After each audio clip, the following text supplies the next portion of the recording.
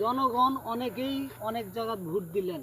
বাংলাদেশের ইতিহাসে কোনো জিনিস কিন্তু বাংলাদেশে রাইখা থুয়ে যাওয়ার পায় নাই, রাইখা খাবারও পায় নাই। আমি একটা বিবেক বিবেচনা করে বলতেছি আপনাদেরকে, আমার জন্য কোনো মার্কা নাই, পোস্টাল নাই, আমার জন্য আপনারা দোয়া করে ভোটটা দিবেন। আমি মেম্বারি ইলেকশনে আগামীতে দাঁড়াবো। আমি কোনো মার্কা দেব না, পোস্টাল দিব না। আমার মুখের জবান, কথা আর আমার এই বডির ফিগারের ছবি এটাই দেখবেন আপনারা। আমি আপনাদের কাছে আশাবাদী, আমাকে মেম্বারি দাঁড়ানোর জন্য সুযোগ করে দেন। আমাদের এলাকার অন্যমান্য ব্যক্তিরা যারা ভাই বেরাদার আছেন সবাই মিলে মিলিত হয়ে আমার পোস্টাল ছাপানোর ব্যবস্থা করে দেন। আমি আপনাদের জন্য আপ্রাণ চেষ্টা করব। যে কাউন্সিলে যে চাউলের বস্তাগুলো আছে সব বস্তা এনে আমি এলাকার মানুষকে বিলিয়ে দেব। আমার এগুলোর কোনো প্রয়োজন নাই, এগুলোর কোনো লোভ লালসা নাই।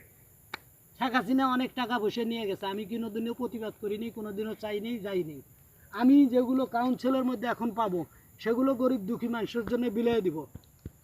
ইতি মোহাম্মদ তুতামিয়া।